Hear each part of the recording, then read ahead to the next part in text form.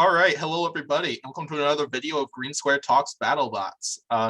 Little bit of old school format because we went back to Zoom for this one, but I am joined by Civilian Arc, Pory Nog, Spin Doctor, and Captain Mantine, who all return to co-host. And then guest starring in this podcast, we have John Mladenik and Maxham from Team Gigabyte and Cobalt. So how's it going, everybody? Right. Doing great here. Yes, great. I'm doing pretty good. Yeah, I'm chilling. You here, John? I can hear everybody. I'm doing good. I've had a decent 18th birthday so far.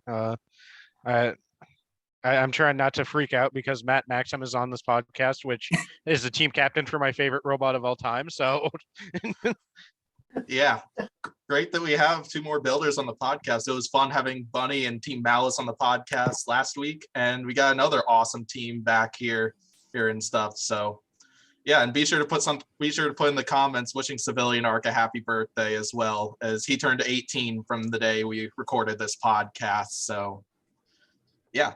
All right, so the plan is basically the same as before. We're going to discuss each fight one by one, but we'll talk a little bit about Gigabyte as well, since we have John Mladenik here. So why not ask him a few questions about Gigabyte and have some extra discussions on that. So yeah, and then we'll do part two to this podcast where we're going to talk about power rankings as we have in the past. So I think that probably about covers it. Let's go ahead and begin.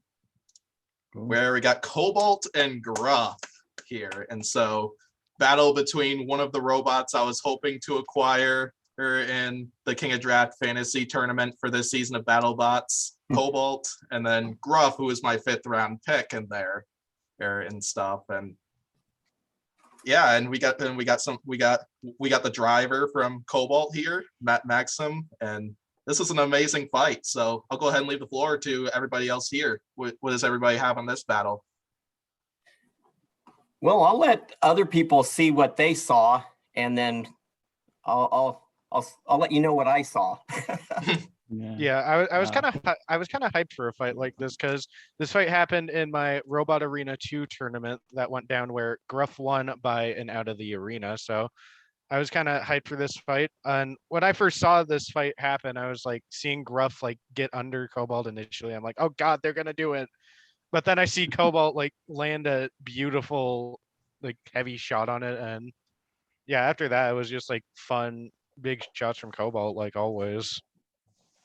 Yeah, it was a fun fight for sure. My favorite part was before the episode aired, like the teaser pic where it's just all you in the box looking up. It's like, yeah, I know what's gonna happen. Like it was a very good performance. Yeah, that picture though, you know, that picture wasn't before the fight. It was after Gruff got thrown into the air. Yeah, if you watch the video, you could stop on that picture, and we're all looking up because Gruff's way up in the air. So, and I'm looking at that picture right now because I posted it on Facebook. So that yeah, and you can stop the video right at that point and see us looking up after Gruff. You know, I don't understand how it went up straight up so high. Like the other robots, you know, didn't catch as much on the weapon because you got to get high on Cobalt to catch the weapon. Yeah. But I think it's because Gruff's so solid. Once he got hit, the whole thing went up. It didn't, you know, didn't cut through him like some robots it would. Yeah. Before this match, I knew we were going to be doing some hard hitting. And after the Ghost Raptor fight, and even actually after the Fusion fight, I realized really quickly that Cobalt has some effects that other vertical spinners don't get. And it's actually something that I think Dave and Sam designed into the robot. Is everyone says, oh, that spinner being that far back creates, you know, you don't get people to your weapon. But if you look at people like Endgame and Witch Doctor, when they're hitting people, their blade, if you're looking at the blade from the side, they're hitting at about 6, 7 o'clock. Their tooth is coming in contact with wedges and stuff, which causes their robot to shoot straight backwards and the other robot to shoot straight backwards. But with Cobalt, you have to bring them so far up the weapon that you're actually hitting at about, like 3 o'clock or 4 o'clock. So when our weapon on Cobalt is engaging the other robot, it's actually pushing Cobalt down. I mean, it's not the hit that's doing it in this picture you're showing, but that effect happens. The front of the wedge hits the ground, the wheels collapse down, and the other robot is shot up into the air. It's kind of what people always said about drums is you're driving your robot into the floor and their robot into the air. But the other thing with Cobalt is the other robot comes so far up off the ground before you engage them that you lift them a little bit and actually engage them like a gear. And that's what the little teeth do. The little teeth tend to grab and pull, and then that big tooth hits them. And if you look at the pictures that Sam posted about the damage from this fight, you can see where that big tooth was grabbing the underside of Gruff and just grabbing frame rails and gearboxes. And it was literally it was like the second hit of the tooth that's actually in the middle of the robot shooting them straight up. And that's why we get such a great effect with that weapon setup is I went over and looked at Endgame's tooth after fights, and you could see paint marks where their tooth was only engaging about 1/4 of an inch. And if we're driving forward, which we were full speed on a couple of our hits, and they're driven into that weapon, we were getting 3/4 of an inch engagement of that large tooth. And that just lets more energy, more joules of energy get transferred into the other robot. And instead of us being knocked backwards, we're just planted on the floor. And it is just crazy how much energy gets transferred into the other robot. Sam told me, he said that robot saw worse damage in the Cobalt fight than he had ever gotten from his worst fight from Tombstone, Last Rites, or any of the other big hitting robots, because that tooth was engaging the underside and the interior structure of that robot after he got pulled up onto the top of the weapon. And it's crazy the effect that weapon has by the way it's actually engaging the other robot. And it just turned out to be a perfect setup for my driving, because I literally realized I was driving that robot exactly how I drove Sewer Snake. Turn towards them, drive into them. If you get under them, take them to a wall. If you don't get under them, spin off of them. And that's the first I saw myself doing it was in this fight. A little bit in the Ghost Raptor, but I also noticed that I was oversteering. I spun backwards and ended up pointing the wrong way.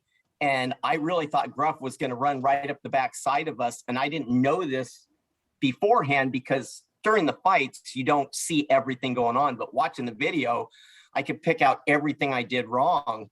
And it was like, wow, I'm glad he wasn't really fast on getting in, because he could have taken us from the back and pushed us all the way across the arena. But yeah, it went really lucky. And yeah, we got a little bit of that gyroscopic effects, but it's nowhere near as bad as I thought it was going to be. And a little teaser is it actually works to my advantage in the future, but don't know when or where that's going to be. But yeah, we learned a lot in this fight, because I actually had to fight him. It wasn't like Ghost Raptor. It was quick. And go back to Ghost Raptor's fight real quick. When I was stuck under the screw, I'm going to be honest with everybody, I was actually driving into the screw. And when I was wiggling back and forth, I was actually driving forward because I didn't realize where I was. And all of a sudden it's like, oh, maybe I should back up. Backed up, turned right into Ghost Raptor, and the fight was on. And a few seconds later, the fight was over. But I have no idea why I was pushing the stick forward, because I was looking at the robot. It was facing away from me. I should have pulled the stick towards me, and I just didn't do it.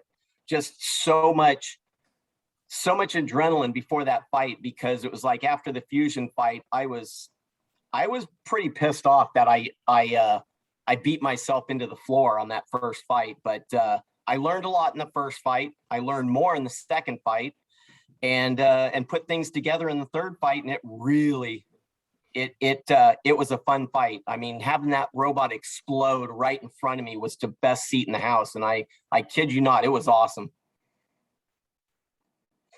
Yeah, lots of great info to hear from you. And yeah, I first want to say that when we saw Cobalt fight Sub-Zero in 2019, my dad became a huge fan of Cobalt because of the design of the spinner and lots of the features that you were just talking about and stuff, for a lot of that reasons, because he's always interested in lots of the technology like that's incorporated into spinners like that. So Pory spinner.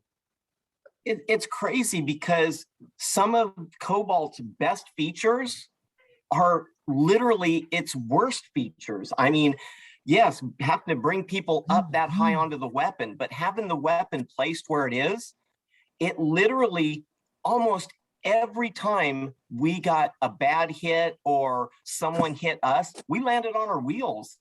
And the few times we didn't land on our wheels, as long as the weapon was spinning, it would bounce right back again and land on the wheels. It's one of the best self-righting robots out there, because when I first saw this, first found out I was going to be driving Cobalt, I went and looked at all of their fights.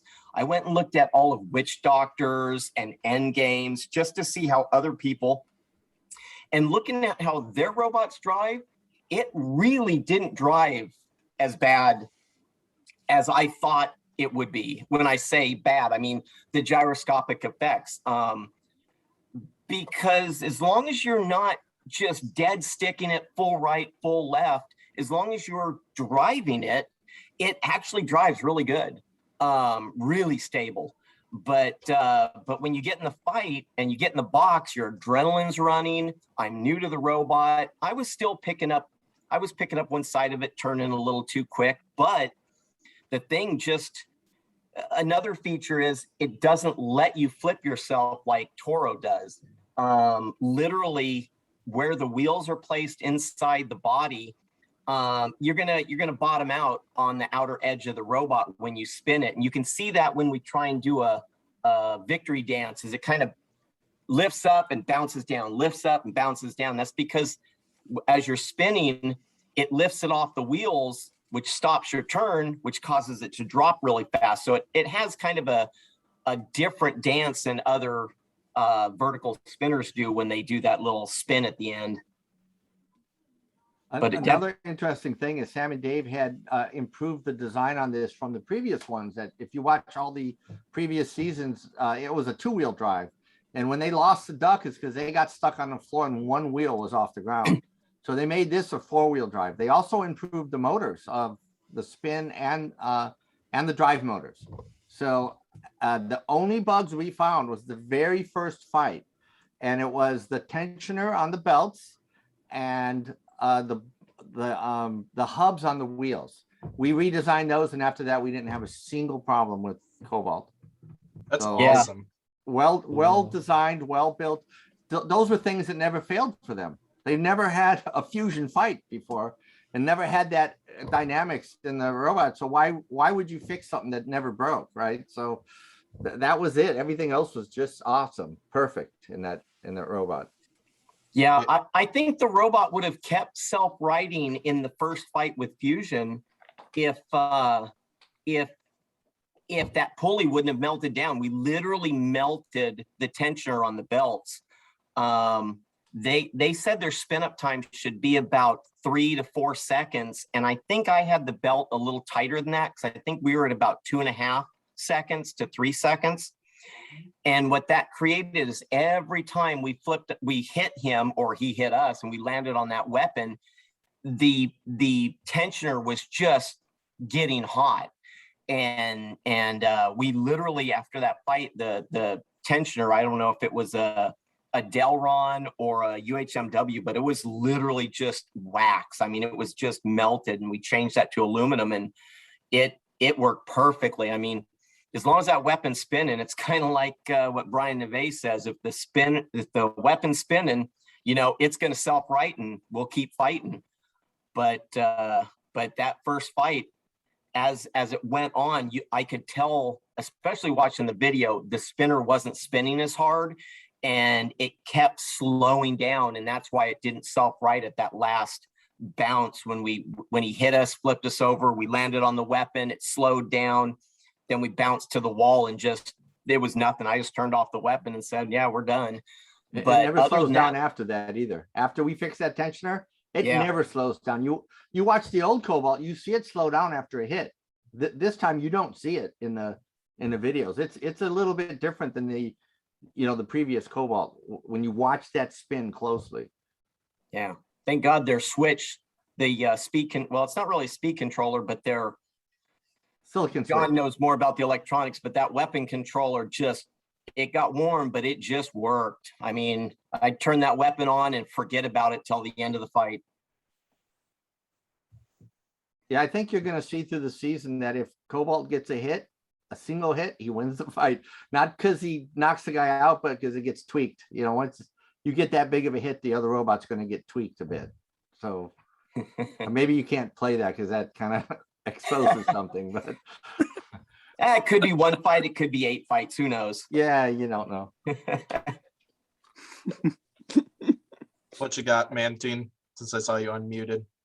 Oh, nothing. This is a great fight. I've been watching all the Megabyte and Sewer Snake fights for a long time since I first got into robot combat like 10 years ago. It's been a long time, but it was just, I could see the Sewer Snake driving come in just a full throttle. Once you get under them, just blast them. This was a great fight, man. You did well. Thank you. Yeah, when Dave and Sam contacted me, one of my conditions is, okay, I'm going to talk to Matt. If I can get Matt to drive it, I'll buy it. That and buy-in from Battlebots. Battlebots, had to get their buy-in from it. So, yeah. What you got? Oh, go ahead and keep going, John. I was just going to say that's a fun. It really was a fun robot to drive. Yeah, that's about all I can say right now. Because, well, actually, I can talk about the fusion fight. That was about the only bad press I got. I mean, I'm used to fighting. Wendy and I have been in the sport forever, and surprisingly, we get very little bad internet press. I don't know why people like us. We like to put on a good show. Maybe that's it. But after that fusion fight, everyone thought I was the biggest idiot for putting on what I put on the front of the robot. But one of the things I talked to Dave about is when I got the robot, I said, hey, where's your setup for horizontals? And he said, oh, we'll just use the front plow. I mean, just the front of the robot. And of course, our first fight is fusion. And it's like, hey, Dave, what do you think? And he was like, well, just put some of the wedgelets on there and hope you get under them. And what people don't realize is fusion may not be that low to the ground, but every Waiachi bot out there has a ground game. He has 7 wedgelets on the front of that thing that were all spring loaded. There was 3 on either side of the vertical. There was the one in the middle under the twin spinner of the vertical, and then on the horizontal. And my theory is, if you're going to put something on the robot that is going to be ablative, it's got to not affect the robot. And they literally had no good setup. He sent it. We had probably 12 different setups we could run on the front of that robot, and none of them were good for a horizontal and a vertical. Because if we would have put nothing on the front for their horizontal, they would have went strictly vertical, and they would have owned us, kind of like they did. The reason I put that little triangular wedge on the front was I didn't want them to be able to switch back and forth, because if we would have put the spikes on the front that they had, their horizontal would have just chewed them up and just tore up the front end and would have left me with a bunch of curled pieces of metal. Then I would have never gotten the weapon to them. My theory was, if they go after me with the horizontal, it's going to be driven up into the weapon. And with the triangular shape of it, I had hoped to go between their vertical spinners, which if you look at Fusion after the fight, I did, and I broke their center wedgelet. The problem is when I was hitting him, it was offset and he would curve, and that's how, you know, honestly, it was bad driving because I'd never driven the robot in the arena before. But when the solid spike hit basically his right side of the robot, he would be spun into my right side of the robot, and that's where he took out one corner. I overcompensated. He took out the other corner. So yeah, it didn't work, but hindsight's 2020. He did have a fork set up that would have worked perfect with that little triangular wedge. If I would have put the triangular wedge on that side, and one of the spikes he had with us that I don't know if anyone's seen or will ever see until we need it, it may have worked better, because then I could have squared up on them better and they wouldn't have spun into my corners as easy. We would have been lifting them off the ground before they got into it. So hindsight's 2020. Yeah, it was a last minute ditch attempt to try and do something, because if I wouldn't have put anything on the front, they literally would have been hitting us every time we contacted. And at least with that spike, we were kind of nose to nose where I wasn't getting hit every time. But that was also when we realized I had no pushing power, because the hubs only had a little tiny key, and the key was being stripped out every time I went dead stick against another robot and we tried to get into a pushing match. So that was one of the fights where we learned we've got to do something to the hubs to make it a stronger connection from the drive, the gearbox, to the tire itself. And we did that and didn't have any problems with drive after that. In fact, we were peeling the rubber off of the tires after that fight. But you know, it was a learning experience. I taught myself, you know, in that fight where I was over aggressive and it killed me. So I was a little more tentative in the next fight. And even in the Gruff fight, I was a little tentative, but not completely, because I knew that front end should get under Gruff. I was just worried about the length of his lifter, because I figured that lifter, if he got any bit of that and he could tilt us over backwards, we would have just, you know, been doing kind of the same thing that happened with Fusion. I'd be bouncing across the floor. But another effect we found out is if you tilt this robot backwards and it hits its weapon on the floor being tilted backwards, it's going to land on top of you, most possibly with the weapon down. And so let that be a warning to people in the future. If you're a lifter and you lift Cobalt straight backwards, he's coming back for you. That's awesome. Spen, you want to talk about the fight? I mean, I'm just gonna tread like old ground, but I just want to say how much of a spectacle this fight is. Because you have Cobalt just launching and killing what's supposed to be an unkillable brick and Gruff. Like, it's sending it flying in the air, and that's just insane. And at the end of the match, you just have Gruff, a flaming mess. And that was just so great to see. I also love watching Maxham drive. I like watching you drive Cobalt, because just how you just pivot and just move around is just so amazing to see. I love good driving. Thank you. It was fun. You know, in fact, in that video, I wasn't sure if our forks got bent back, because they can fold all the way up and then flip back down. And in one of the fights on Gruff, he had our long center forks bent back, and you could see when with the other forks under him, he got lifted up, and that fork, I was kind of worried it would block him from getting to the tooth. and it didn't. We still got a hit even with the fork bent back blocking the weapon. So future iterations of the forks, John, remember that. Make sure the weapon still clears them when they're bent all the way up. Yeah, that's what we're going to work on for Cobalt. That's it. There's nothing else to work on but the ground game for next season. And I don't know if you're going to tell them that you're quitting, you're going to retire and not drive Cobalt anymore. I might not be coming back, but John's working on a possible solution to have me stay driving. If he can get Dave to come across and be one more member of our pit crew, because I have to admit, Chewy and Brent were awesome. I mean, we had a lot of people in the pit, a lot of the Oxalotl guys and some other guys, and they were helpful. They were 3D printing stuff for just about everybody in the pits.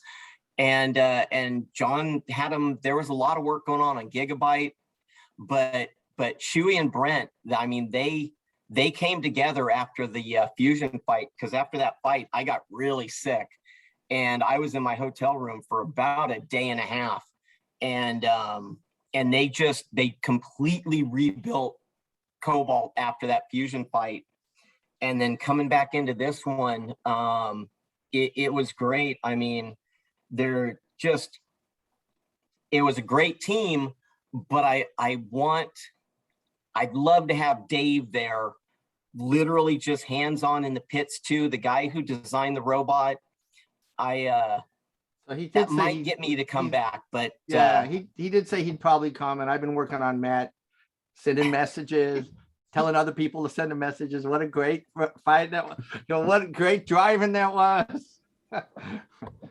I think many people here, maybe a bunch of us will have to start a petition to get Matt to come back and drive for Cobalt. Yeah, that'd be Yeah, cool. we gotta support John Contact me after Mladenik's Matt gets case. off about that. Yeah, we'll start a Battlebots petition, and certain number of signatures, and Matt Maxham instantly comes back. So yeah, people don't realize how much stress. I mean, there is a lot of stress involved with being on TV, being in Battlebots.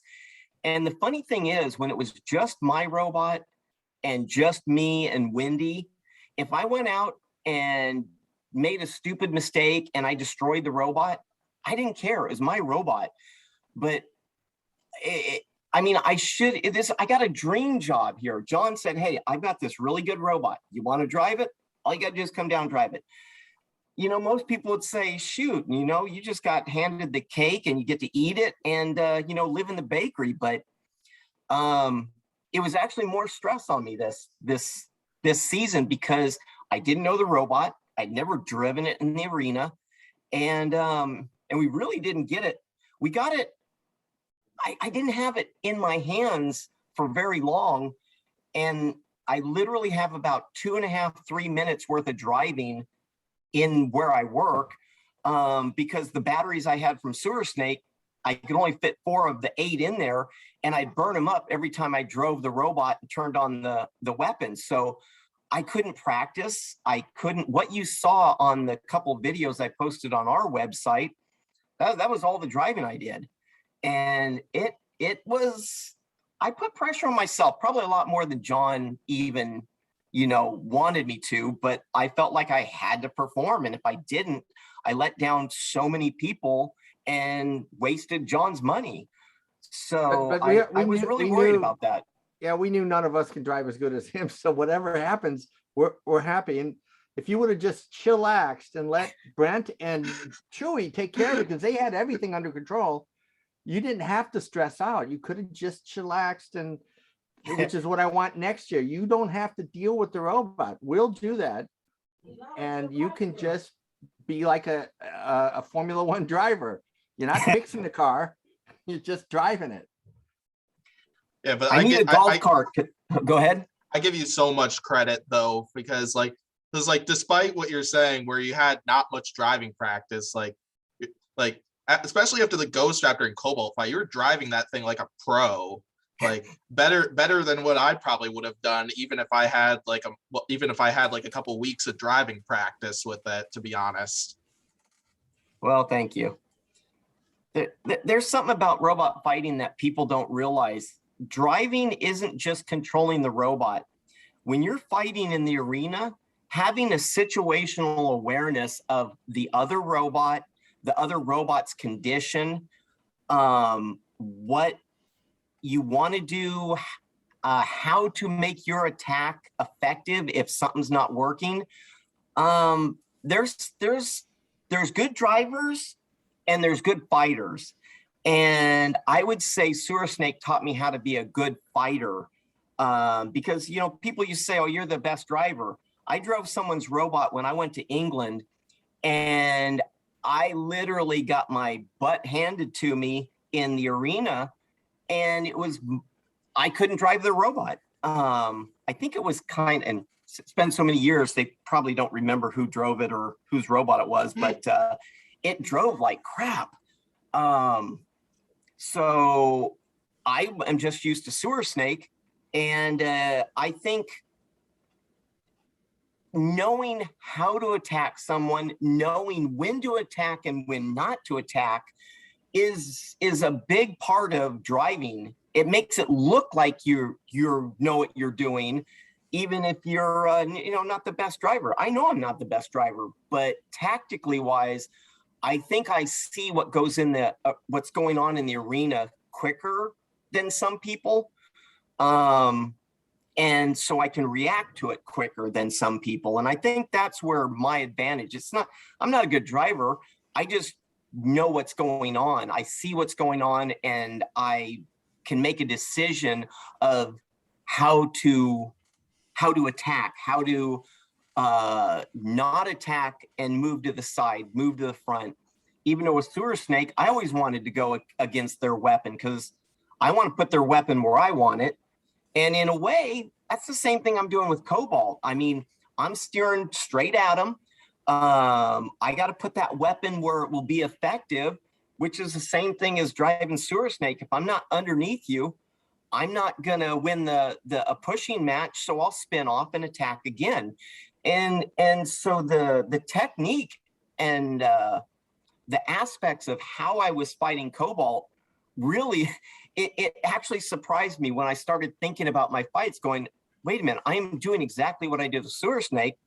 So now I just have to make sure I don't overcorrect and oversteer it and just drive and look for the opportunities. And when they present themselves, if you're able to take advantage of it, that's what wins fights. And those are the guys. That's the thing that Witch Doctor and Hypershock and Sawblaze. I mean, those guys are awesome drivers, and they probably do the same thing. They just do it with different tools. And so it comes down to not just because we had a race car driver out there. I mean, Gary Jin's a race car driver. He's had some issues with the setups he's running with free shipping, and Lucky, they've got a professional driver driving that. But, racing and fighting robots is a little bit different, and they're coming into their own. But I think they had a learning curve where fighting is fighting, and Wendy and I have been doing it, and John's been doing it for 20 years. So I was able to settle in behind the stick of Cobalt, and we worked well together. I mean, I'm never happy unless I am completely controlling the fight and everybody's fighting the floor.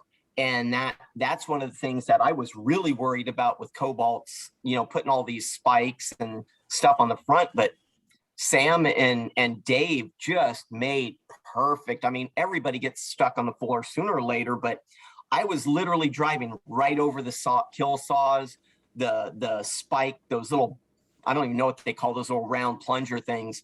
And we got stuck a few times, but not nearly as many times as I thought we would have.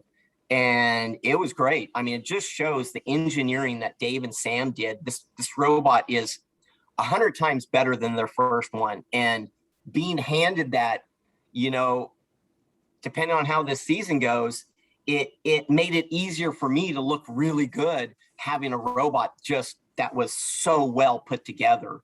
it was great. But I know we've got a lot of other fights. I got to stop talking. Oh, we love it. Yeah, because like some of the others are talking in our Discord or group chat right now, like they're enjoying this. Yeah, this me and and stuff. Mantine and Pory are in a group chat right now, just like telling each other how great this is. This is Yeah. just so insightful, man. It's so fucking cool. Yeah. I know. Like it's crazy how much you learn. Like I'm an engineer here at the college I go to, and I know I've learned very well that like it's much better to like you learn a lot more from actually using that knowledge than learning it like in the classroom. I was telling Bunny about this when we had Malice on the last episode review, and that's definitely the same case here. Like yeah. I grew up. My real dad was a truck driver and an equipment operator. So I grew up around farm equipment and construction equipment, and my stepdad was an engineer who worked, made man lifts and stuff like that, personnel lifts, and he also did a lot of work with SpaceX. He made, in fact, my stepdad engineered the hydraulic system for the Falcon 1 launcher, the machine, the trailer that they would pull out and stand it up. My dad designed the hydraulics on that trailer and also the release mechanism for the Falcon 1. And talk about some crazy engineering, but all through my life, I always heard my dad, whenever he was talking about hiring a new engineer, he would never hire an engineer who didn't work on his own car or didn't build things, because engineers who just book learn and, they can have whatever the highest degree of engineering all in the classroom, but until you bring that out and put it in the real world, you're missing a piece of the tool in your toolbox. Is real world engineering is different than drawing something either in CAD or on a blueprint. So it was one thing I always thought is like, yeah, I'm not an engineer. I was too lazy to do the math, and I didn't like school. So I'm kind of one of those farmer engineers where I just build stuff. I tear stuff apart, see how it works, and try and make it better. And it's interesting looking at engineers. I'm sorry. Sometimes I think engineers, their worst problem is they over-engineer things. They can't keep it simple. And that's where I learned from my dad engineering some of these hydraulic systems. Is engineers would over-engineer them, and he'd go in and tear a bunch of components out and simplify it. And that's actually hard to do. It's real easy to throw another switch, throw another valve, throw another controller in. It's hard to make it an efficient machine with as few pieces as possible and get the job done correctly. So it's interesting. It's interesting. All right. Or you want to talk about the fight? I don't think we've heard from you.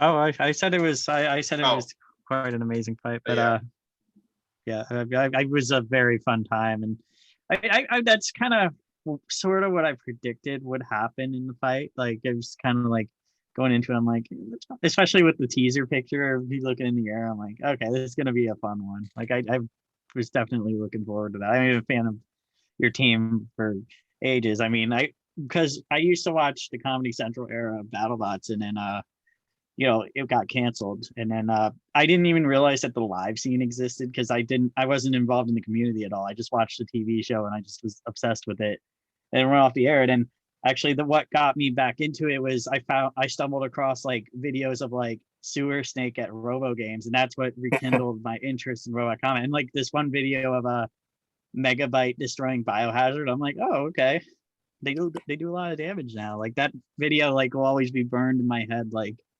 as what goes that and Sewer Snake like doing the dance. Like that's what kind of got me back into the whole thing. You can thank John for that dance, because of his robot, we went from just a front lifter to an actual top lifter also, because to be honest, John used to get mad because I beat him, but it was like, hey, John, if you beat me, you have to charge your batteries.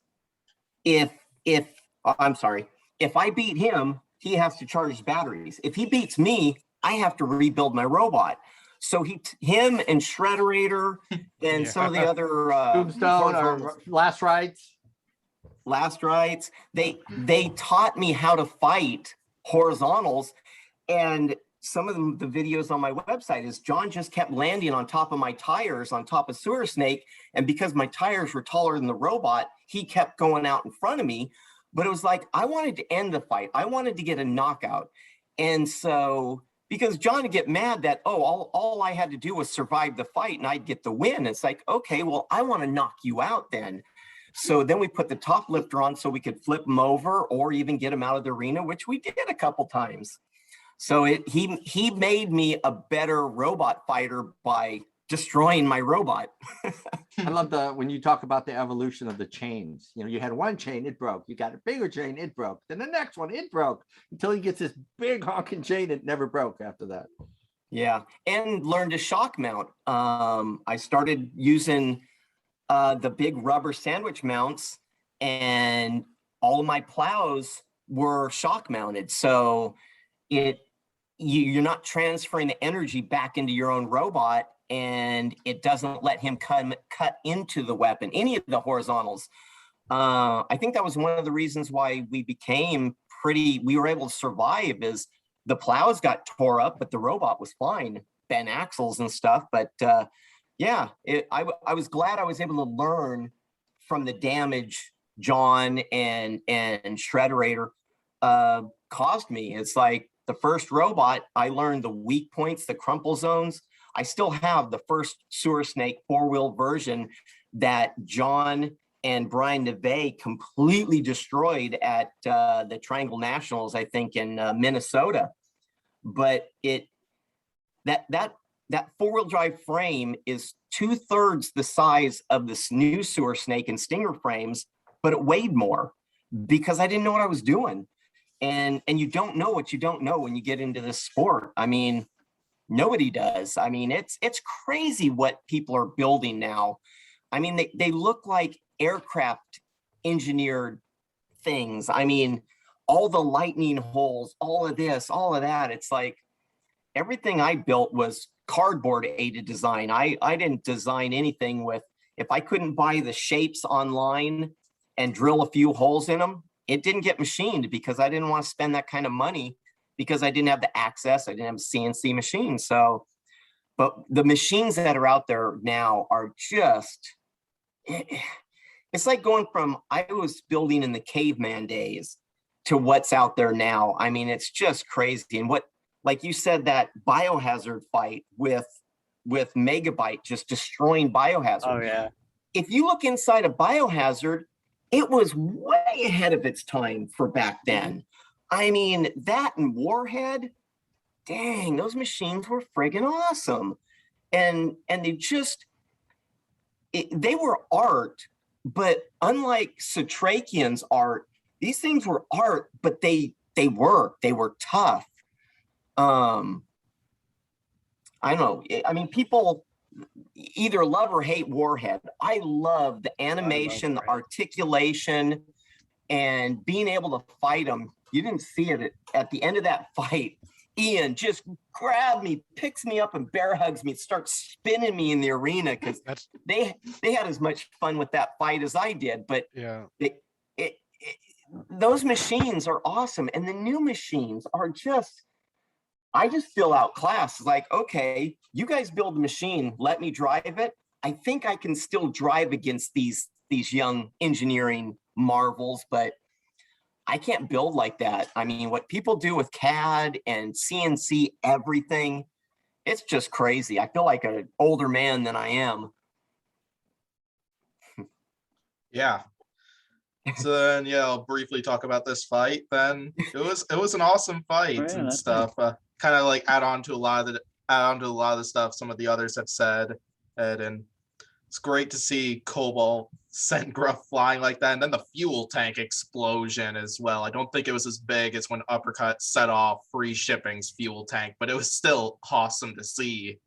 And it's just kind of crazy how much damage that Cobalt was able to cause to Gruff in that fight. And yeah, and then briefly talk about top 32 status. I think Cobalt's definitely in after those last two victories and stuff.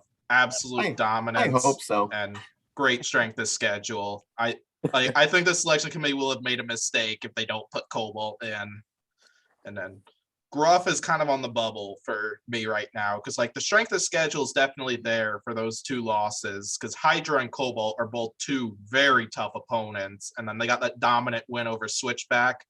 And so probably we'll find out after the next episode. So as Battlebots said, they're going to reveal the top 32 brackets. So yeah, I mean, I think Gruff is a good bot to have because it's one of those bots that'll go up against anything, and he's pretty tough, and he can make for exciting fights. The flamethrower on that thing. I mean, we've done flames forever, and whoever they had design that flame, they did an awesome job. I mean, it's pretty reliable.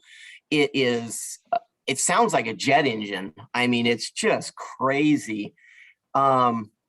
The only thing I'd say is it's too bad it's not lower, so they're getting into the other robots when they're instead of blowing over the top of them.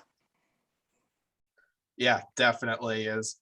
Yeah, that was definitely great to see Pete talk about those things too, talk about the engineering in that, because it's kind of crazy what goes into that. Like when Pete said he was going to reveal one of his favorite pieces of engineering, I thought he was going to talk about the spinner on Cobalt rather than the flamethrower system on Gruff and stuff. And like that's great that we got to hear insight on that too, because it's crazy how much engineering went into that thing and how great it was engineered. And yeah, I thought he was going to talk about that too, because we had given him a 3D printed of the blade. So maybe he does later, but he has a 3D version of that blade. Yeah, definitely. I got a question for you, Matt. Sure. Okay, so if you could only bring one of these two robots, and there wasn't as much of like a spinner meta, and the rules didn't favor spinners quite as much as they do in BattleBots, would you choose to come with Stinger or Cobalt? Can I add a third option? Yeah, go ahead. Yeah. After I saw him put the shelf in there in the arena, whatever they call that upper deck, something I like would that. bring Sewer Snake. Ooh. I would bring Sewer Snake right now with that arena, and I don't care about the spinners that are out there. I definitely this arena is set up for Sewer Snake, even more so than Stinger. I mean, I really love Stinger because I was able to do more stuff with it, but I didn't. The problem I had with Stinger is by the time my robot career was bringing Stinger after ABC, I was done. I was burnt out. I didn't do what I needed to do. It's been Wendy and I for 20 years, and I was burnt out. There's not very many teams out there that do it with, and I can't say that. Wendy really helps me at the event. She keeps me fed. She keeps me drinking. She keeps me from killing myself. But at home, it was a second full-time job, and I just couldn't do it anymore. And it showed. I mean, our last year with Stinger wasn't that great because of some stupid things I didn't do at home. And then we went to another Robo Games after that last ABC. And went 2-2 and had some pretty fun fights. I mean, fighting the non-televised version of Minotaur, we had a good history against them. And Daniel, actually, it wasn't even Daniel, it was Marco drove against us, and they destroyed the top and the front of that robot. But I would bring Sewer Snake back, or a combination of Stinger, Sewer Snake. There's a lot of Sewer Snake and Stinger, but there was some things I did in Stinger that I didn't do in Sewer Snake, and they didn't work. But definitely, if I had a team of Brent and Chewy and Dave, I'd love to have Stinger because I like the control bots that look like the weak link. They look like they're gonna get their tires chewed off, but in the real world, nah, man, I liked having Cobalt. I can get used to letting people's bots get torn apart. I felt really bad after Ghost Raptor. When I went out there and saw that burnt carcass, I felt bad. I mean, Chuck, he was just, oh, that was so awesome. My God, it just, wow. And I'm like, dude, I'm sorry. Very good. Yeah.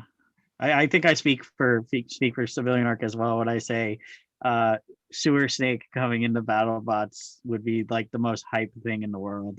Yes, it would. Oh yeah, it'd be awesome, man. I'd love to see Sewer Snake come back. That thing is so cool. Yeah, Stinger Yeah. comeback. Matt, Stinger Yeah. comeback started. Yeah, we after the actually- Gigabyte and we have- Claw Viper fight from last season. Yeah, And- it's been like a recurring thing. If Like, you want to just, bring Sewer Snake back, we'll help as part of our team. yeah. There you Yeah. go. Heck yeah. I don't But know. Will I- they let me drive 2 robots? Yeah, Ooh, no, they wouldn't. I already asked about that. Dang. Do any of you other co-hosts have any questions for Matt or John? Or should we get to the next fight? I have one. What's it like for John? What's it like being famous in China? Like, it seems like they really took a liking to Megabyte over there. Yeah, that was a weird thing because I didn't know that until I came back.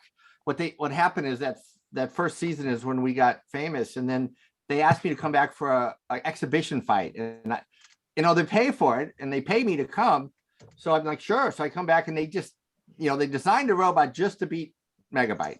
They're just testing. That's what they brought me out there for. But so after the fight, it was a big wedge, and it got us upside down and something failed and they won. And so I go into the crowd and I'm swamped with fans. I mean, they're surrounding me, asking me for pictures, and it's all young women. It's like all the fans in China were young women.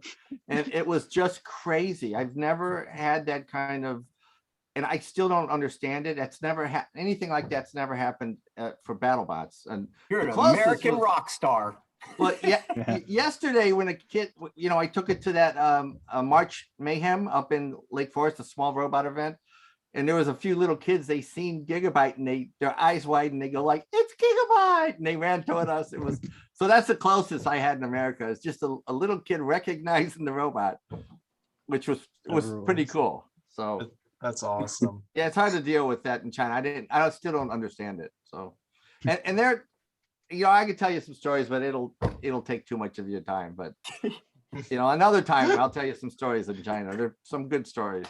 That's for the After Dark show. Yeah. And Green Square talks BattleBots After Dark.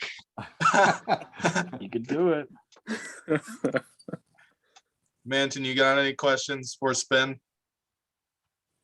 No, I would like to say I like how at the end of every Cobalt fight, even like when Ghost Raptor's in pieces and Gruff like can't move, Maxham is still, he's just like hunched over. He's still so focused, even though it's it's over.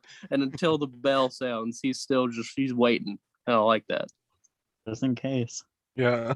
I personally now hope we'll get to see a Cobalt and Whiplash fight at some point with Maxham driving against Matty Vasquez, because I feel Matty Vasquez is kind of like a little bit the same way, and stuff. But Oh, I don't know I've for watched those sure. guys Matt grow Royale. up. I've watched those guys grow up, and we were pitted next to them. They had so many attachments. I mean, people used to think we brought a lot of tires to events. They had so much stuff. It was like, holy moly, those guys. That robot was set up for everything, I think. And yeah, it would be a crazy fight.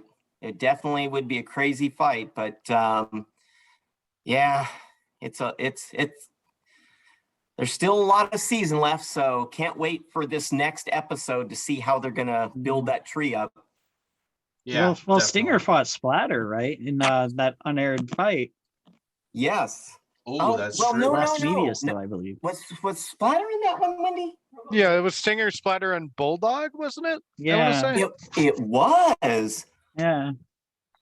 Yeah, But Pory Splatter- did do a lot. I- Pory did do a I- Lost Media video. Yeah, and I I think that was mentioned one of the things he that in talked it. about. Yeah, they never played that one. I don't even know if that one made YouTube or anything, did it? There's a few Not clips that of I it, know of. but for But the yeah, most there's the a- whole thing is lost. Yeah, the Yeah. whole. I remember going after Bulldog. They wanted to have fight, and yeah. I don't even remember playing with Splatter. I think Splatter probably won, didn't they? This is my brain's fried. I don't even remember. I'm pretty sure you won. Yeah, I was gonna say, I I think I think was you hearing won. Stinger one. Yeah. But that's Robo Games. That was Stinger. Winnie was telling me I fought Whiplash at Robo Games, and it's like, yes, we've fought them a couple times, but I think we've only fought Whiplash. Yeah, we only fought Whiplash once, so can't tell you how that one went either. So we don't know. We don't know. Can't Yeah, tell I the just future. checked the wiki. It says that y'all won. Y'all beat Bulldog and Splatter. Oh, okay, Let's good. go. Thanks for the memory. Oh, yeah, good times. All right, I think let's go ahead and get on to fight number 2. But that was an exciting discussion. Yeah. It was. All right, we got Duck and Ooh. Riptide and stuff. We know Civilian Arc's cheering for this one because he really wanted Riptide to take this one. And Yes. yeah, Duck had a really interesting strategy with this one on coming in with a rear plow, although they'd have to take out one of their drive motors, I believe, even in order to make weight for it. And it took the hits pretty well, fortunately, but then eventually I think Riptide's hits were a little too much for it, and that was the end of the Yeah. fight and stuff. So I'll go ahead and hear from my co-host. What did the co-hosts have on this fight? I mean, I thought it was neat that they went full whoops in this, but Riptide was just vicious, and they did do a very good job in this. They kept hitting them and sending them flying. Like this was a pretty fun fight for sure. It was sad to see Duck just get hit and wrecked this hard. I really like Duck. I just wish it just performed slightly better this season, and seeing this fight just hurt a lot as a Duck fan, but it was so cool to see Riptide just fling it about and just throwing Duck right in front of Hal Rucker. That was just amazing to see, but also but like it's really sad to see Duck get counted out. And Can I talk about this? Oh yeah, Sure. absolutely. You and John are co-hosts in my book here. I like the idea of what Duck's doing. In fact, I had tried to figure out a lifter similar to what the beak was on Duck for a long time to put on Sewer Snake when I was more invertible. But my engineering skills and machining skills weren't up to the task. But to be honest, Hal, I love you, man, but I don't like your setup going into this fight. When I saw them enter the arena, I couldn't understand why he was going with bumpers. I mean, especially in this. It seems like something you'd use against like Tombstone or something. Yeah. Kind of, yeah. What I also could see is what he did get Riptide up into the air a few times, as you could see from that picture, I believe from the bumpers. But I feel they might have been a little more effective if he was able to put that on the front, maybe, and stuff. That's kind of some of the insight I was getting out of it.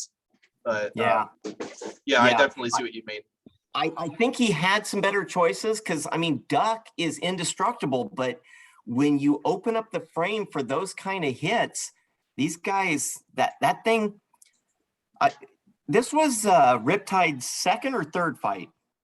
Three. Third. Because in terms of how they were televised, though, 3. Since he had Defender and Huge before this. Yeah, they had some problems, and they definitely were working this fight. So I mean, give that to them. Whatever their problems were at the first fight, they definitely got a lot of it worked out. And that thing can put a hurt on. I mean, the only robot I ever fought like that would have been what was that egg beater? Sirloin in Robo games, and those weapons can be nasty. I mean, and giving him a square shoulders to hit. Oh God, I had a bad feeling about this fight, and unfortunately, it came true. And give props to Riptide, man. They were aggressive and they put a hurt on him, and Duck kept going. But wow, that was a hard one. That was a hard one to watch. How can Duck win unless the other guy breaks? I mean, what's his idea and what's his thought, and how are you going to win a decision? I mean, he has no weapon. He has no way to win the fight unless the guy breaks. Has he ever won a fight where the other guy didn't break? The first Rumble against Free Shipping and Mecha Rampage. Did they both break or no? I think Mecha Rampage got set on fire, but he didn't break Free Shipping. Yeah, I think everyone was working, I think. Yeah. Mecha Rampage's spinner was lost pretty early when it went up in flames. And so there was another one 2 or 3 seasons ago where he won, but they gave it to Bombshell. Bombshell played dead for half the fight. Yeah, but when we were all sitting there and they go to the fight, where Bombshell fights Tombstone, everyone in the pits were going Duck, because we all knew Duck won that fight. I mean, everyone knew Duck won that fight, but BattleBots gave it to Bombshell because they didn't want Duck to go into the finals. Yeah. But most of his fights, the other guy breaks. I mean, that's it. All right. I need to go. Yeah. You need to go. Oh, my tablet. This was a amazing showing from Riptide. This is probably one of my favorite fights of the season, just by seeing Riptide proving that ducks can fly. And then I think this is like the first time since Tombstone that Duck has lost a wheel, I think, and gotten like straight up well, actually, I think Riptide immobilized Duck more than Tombstone did, because Duck was still kind of moving in the final moments of the Tombstone fight. Like Riptide actually immobilized Duck, which is kind of crazy to think about. So this was a neat fight. Yeah, they definitely put a hurting on, but that's the thing about this. There is no clear set winner in this sport. I mean, you can be the number 1 seed and still these robots are still prototypes, and you think you have everything perfect, and it only takes one piece of shrapnel cutting one wire, causing a minor or major failure, and if he took out his backup motors and wasn't running the full drivetrain, well, now that's it. You less damage can create more visual damage because you don't have the backup systems to keep the thing running. But yeah, I mean, they definitely this was another one where bots were getting tossed, and the meme of the strategy session mid-fight with Duck facing Hal was just funny. Yeah, I love that. Yeah, that was such a good moment. And let's see. Yeah, Spin said that he's gonna be inactive for a little bit, so we won't hear from him probably for the next few matchups. But yeah, I think we heard from everybody else. Mantine, did you give your input? Yeah, Mantine, did you get to talk about it? No, and all I can really say is that I agree with Civ and Matt, and I didn't see the point in this, like having a rear end like that, and it's especially sacrificing 2 drive motors when your whole thing is to push. I mean, you're just giving it something to catch more so than you are anything else, and I didn't really get it, but it was good to see Riptide working. That was interesting, and that's about it. Yeah, that was sheer domination from Riptide. Yeah, I think Riptide definitely sealed a spot in the top 32 with that victory right there. Like definitely they pulled off the upset on Huge pretty quickly too, and we saw a good showing from them in the fight with Defender. And then this fight, it's very difficult to kill Duck, As yeah, just ask many of the teams that fought Duck in 2019. And yeah, very few robots have managed to accomplish that task. And Endgame killed them. Yep, the Endgame did do that, and Yeah. as did like Tombstone and Bronco as well. And there are probably a few others that I'm not thinking of possibly outside of Battlebots, but yeah, you get the idea. It was a great showing from Riptide. And yeah, Hal Rucker is already announced that Duck is being retired, but they do seem to be coming with something new. Spin did show a reveal a little bit ago of apparently something somebody else heard about the new version of Duck, and yeah, whatever they got coming for a future season, like I can't wait to see it. Yeah, as I'm it looking sounds like forward they're to going to bring something new to the arena, and it should be super exciting. Yeah. Anything else on this fight or next one? the next one. Yeah. Next one. Oops. I went to the. Ooh. There we go. That There you one. go. Okay, we got This Valkyrie and Pardon My French up next. Valkyrie sitting at 1-1 right now, coming off of a win over Triple Crown. And then Pardon My French looking to bounce back after a loss to Claw Viper to start off the season. And yeah, this one didn't go so hot for Pardon My French, but like they were very satisfied with their performance in that one based off of the damage report they posted on social media recently. And it sounds like they got some big improvements coming for that robot for next season, because they did post their application video recently, and it should be a good time. So for them. And yeah, what does everybody else have on this fight then? This fight happened. There's not much to say. Like, I mean, I kind of given Pardon My French's teething issues and the fact that like a good chunk of their team wasn't present for the thing because of travel restrictions, like this is more or less what I expected to happen with the fight. Fun fact, I believe the wedge Pardon My French used in this fight is on eBay right now. You can buy it. Yep. Piece of history. Yeah, I mean, this was kind of just like I kind of don't understand why they gave Valkyrie this fight. You know, it's already had Triple Crown and P1, who is now a good bot, but to be fair, didn't make top 32 last season, even though kind of should have. They should have, man. So I kind of feel like Valkyrie probably should have gotten like a tougher opponent for this, but I mean, it was still a good showing by both bots, because Pardon My French did get a few good hits on Valkyrie. Yeah, this is a very straightforward match. Kind of just like it just kind of went how you would expect, with like just a straight head-on hit, and then Valkyrie just starting to pick apart Pardon My French, get to those tires, you know.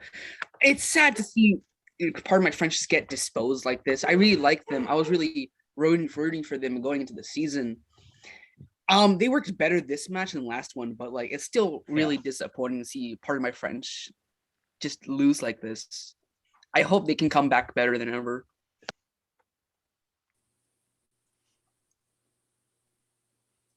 You got anything, Mantine? Oh, it's sad to see Pardon My French go out like this. I want to see a good like old school red rum, like the oil drum spinner like type thing. Yeah, I used to love that thing, man. That thing was pretty cool. I want to see something like that again in modern BattleBots. It's sort of the closest we've got. I hope that they get accepted next season, because I like the design. It's pretty cool, and it's a shame they got this fight, because it was unfortunately not much of a hope for them here, I don't think. Yeah, I didn't follow Pardon My French that closely, but looking at them, like you said, half their team wasn't there. I think they're using brushless stuff, and that weapon just, if they could get it spinning, I still think they would have had a problem with Valkyrie. I mean, hopefully they learned a lot, and they can come back with a stronger design. But yeah, I mean, it's so funny when I see bots like this and I see bots like Valkyrie. My first thought is, man, where is your heavy plow? Get them up above your weapons so you're uppercutting. But as I remember, didn't they did have a little bit of a low angle wedge on the front of it. but I just don't think their weapon was operating good enough to really, and they're so small and compact square that Yeah. that was just a hard one. That was just a hard one. And Valkyrie's just running. I mean, that's a crazy tough one. Yeah, they were talking about in their damage report how they were having belt issues and other spin up time issues in that one, which is probably the reason for why the weapon fell. But apparently their front attachment, basically what you were just talking about, worked really well for them, as apparently it did bounce Valkyrie up right into the weapon, but then just the weapon just didn't last long enough before we saw Valkyrie get to the backside and chew up the wheels. On part of my French, which immobilized them. But it was definitely a great showing from Valkyrie, as I bet we're definitely going to see them in the top 32 doing stuff. I think it'll be exciting to see. And Valkyrie is probably going to get seated lower than what it was last season, and just due to the strength of schedule of its 2 victories. But Valkyrie's definitely proven to me that they're still very much a force to be reckoned with in this one, and everyone else in the top 32 has got to watch out for Valkyrie and stuff. So yeah, and then part of my French, it sounds like, like what Matt said, they learned a lot about the robot in this one, and talked about that in the post. And apparently they got some big improvements coming for the next version. Some videos. Yes, they posted the application video on social media, and I briefly watched a little bit of it. I'll probably watch more of it after this podcast. So. All right, anything else, or moving on? Moving on. All right, we got Lockjaw and Blip here. So Lockjaw currently off to a 0-2 start with 2 losses to 2 great robots in Hypershock and Copperhead.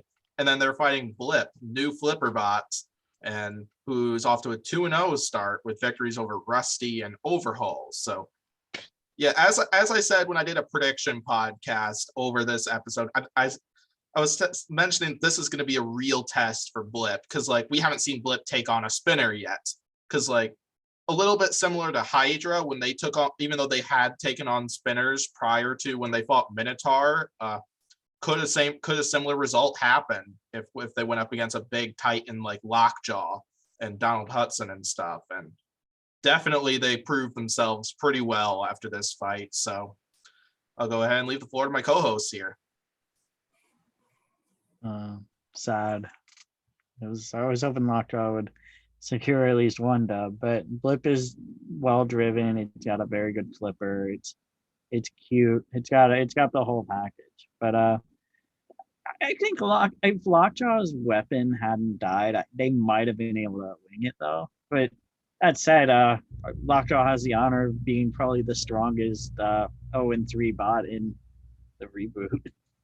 Yeah, it definitely is probably the strongest winless bot in the regular season ever. So, but yeah, I'm also pretty sad by this. Lockjaw is one of my top 10 favorite robots of all time. One of the fight that introduced me to Battlebots actually was Lockjaw versus Yetian. So Lockjaw's always had a big part of my heart. So seeing Lockjaw go 0-3 like this kind of didn't sit right with me, but that's just how the cookie crumbles.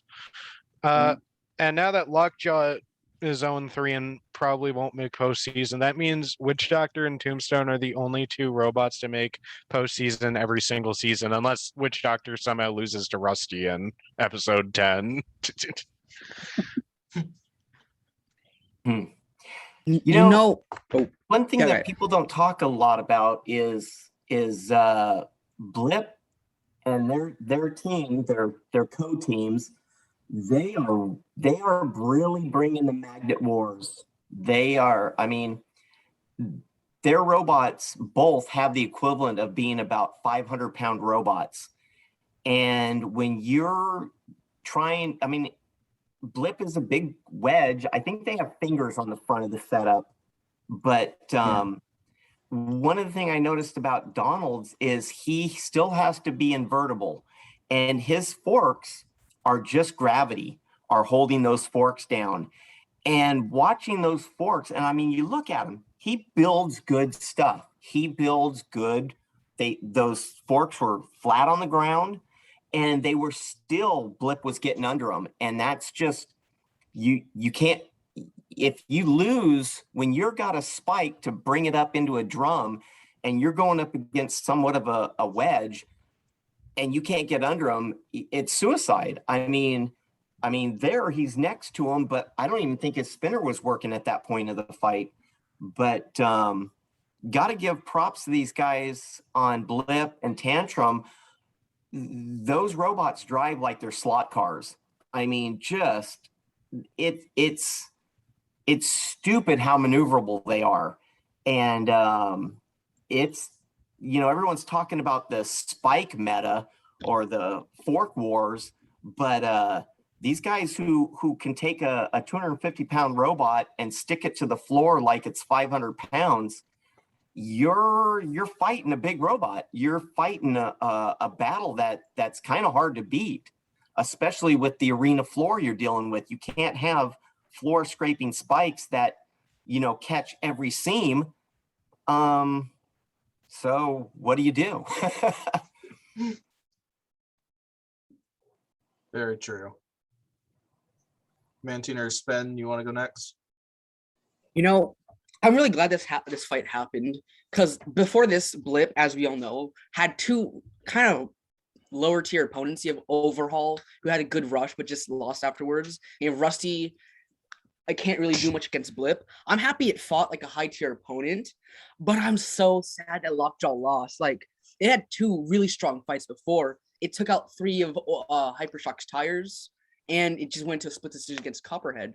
And it put up 2 really good fights. It also put up a really good fight here, but it just wasn't enough. 0-3 Lockjaw is very sad. But I'm happy to see Blip get tested, because before this, in my power rankings, Blip was just kind of hanging out in the middle / lower end, and then this shot up way up to like top 15, top 12 area, because we actually got to see it do something other than just flip a bot that can't do much against it. I hate to see Donald going on 3, man. 'Cause he's one of the 3 people that I think of that are drivers, or as we established, that are fighters of the sport. I mean, it seems like whenever they've got something going for them, that they burn up, man, and it's been a constant problem. And we got to see that grabber Lockjaw back, man. The launcher Lockjaw, I think, was where I think he had it back then. I think that was like the pinnacle of Lockjaw. But it's good to see Blip getting tested. It's good to see that, and I think it's going to be pretty good in the top 32.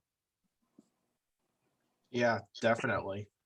He is. Yeah, it was too bad seeing Lockjaw end up going up in smoke early in that fight with that weapon. It was a good thing we saw it spinning up. That kind of makes me wonder if maybe that was a speed controller or something like that. I don't know exactly what that was. Not sure if John or Matt would know the answer to that, but yeah, we did see the weapon spin up again, and it did deliver a few hits. I don't think lots of people give a lot of credit to that mini bot Lockjaw came out with. Like Donald mentioned, this was the first time in, like, I think he said 25 years that he's come in with a mini bot, and it did surprisingly well. Like, I think Lockjaw's best moment in that fight was when the mini bot high centered Blip. Blip started triggering his flipper, trying to get off there, and it ended up catching fire and stuff. And gotta give lots of credit for that and stuff. It was great. It was great execution in there from whoever was driving the mini bot at the end of the fight. It looked like it wasn't doing much at the beginning, but what it did accomplish at the end was great. I think it did expose a little bit of a weakness in Blip, because Blip was using the flipper to try to get free of the mini bot from high centering it, and it just wasn't moving anywhere is the thing. And at least it didn't seem like it. And that's something that could be a possible concern in future fights. Like if somebody was to lose a part, Blip was to get high centered on it, that could possibly be it for Blip. And that's probably something to watch for future fights. But yeah, this was a great test for Blip. They performed very well. Definitely a worthy 3-0 robot. I think they're currently ranked number 5 on my power rankings right now, and stuff, because that was amazing from them. And Aaron Hill's been doing a terrific job with driving it. So awesome stuff. Yeah, we'll definitely see Blip in the tournament. Lockjaw, like it's sad to see them go 0-3, especially since like if you don't know this, their 3 opponents have a combined 7 wins and no losses so far. Yeah. Like that is just a ruthless schedule. Like I think Lockjaw's definitely in contention with like I'd probably add Malice and Endgame to having the hardest schedule so far this season, because yeah, all 3 of them had a really difficult schedule so far this season, and got to give lots of credit to Donald, despite not winning any of those fights. So, anything else, or moving on? I actually have to go. I'm going to my birthday dinner now, so Okay. I probably won't be back. But Mantine, I give you full permission to roast my power rankings like crazy, as well as all of you. John and Matt, I thank you guys for coming. Y'all make amazing robots. Y'all are the heart of the sport, and just thanks so much for being a part of the podcast. But yeah, I gotta go now. So see y'all. Yeah, thanks Happy for coming, birthday. Civilian. Enjoy your birthday, man. Yeah, thanks. And See ya. I gotta go too, actually. Yep. See you, John. It was So, great having see you, John. great having Matt, you here Matt and talks hearing lots enough of for your both of insight. us, so. Yeah. All right. Thanks. Yeah, see you, thanks John. having Thanks us for on coming. here. See you. Thank you. Take Thank care. you. Okay, so I think we'll go ahead and move on to the next battle, where we got Minotaur in Deep Six, and this was a Pory versus Green rivalry match, and King of Draft. Man, we came so close, man. No, oh, Man, yeah. I don't want to hear it. This fight made me sad. This fight made me sad. Yeah, this fight actually did not go how I was expecting it to, but I thought it was Me brilliant for Deep Six, that beginning strategy where they just stayed in the blue square and let Minotaur come to them and kept the weapon pointed towards Minotaur. Because what's really smart about that is like Minotaur's probably going to try to get to like the sides of the backside. Like by staying in the blue square like that, Minotaur can't get to the backside or anything like that. Like it gives one less side that Minotaur can chew up. But then you gotta give Daniel Freitas a lot of credit, because he took advantage of the gyro issues that Deep Six has in that one and managed to get Deep Six's weapon to hit the arena rails, which caused it to get sent flying and eventually get stuck, as Pory knows. And I'll go ahead and leave the floor to co-hosts here. Man, we became so close. I wanted that Deep Six dub so bad, but it just didn't happen. In a rematch, Deep Six take out Minotaur, one hit. Minotaur hits the ceiling. It'll happen. I'm confident, but that's just how the cookie crumbles. That's a hard one.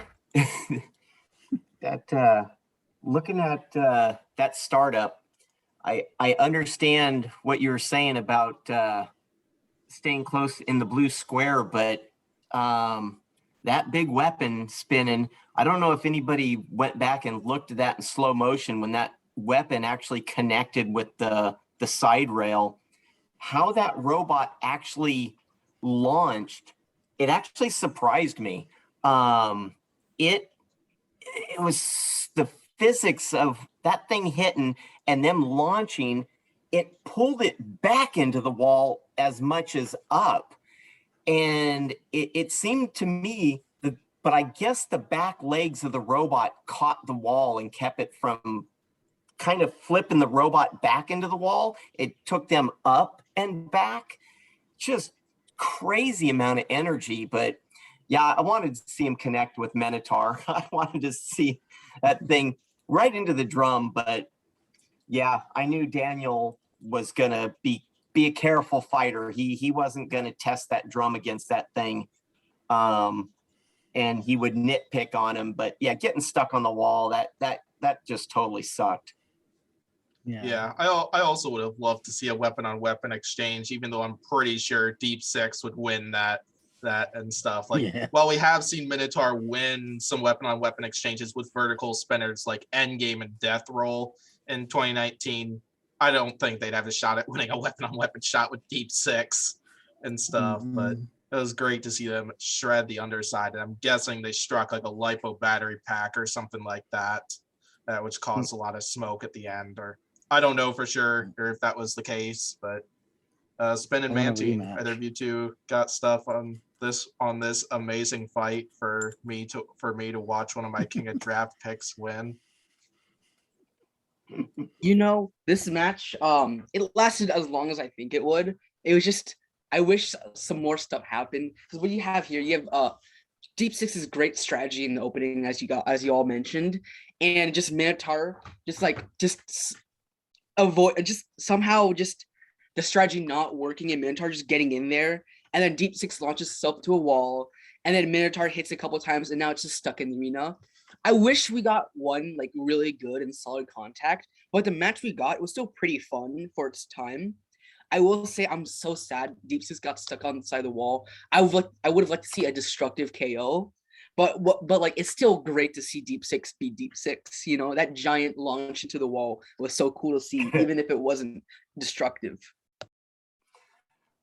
Do you see the piece of metal peeled off the wall that it left? The yellow part of the wall, there was about a 4-inch piece of metal peeled down from that hit.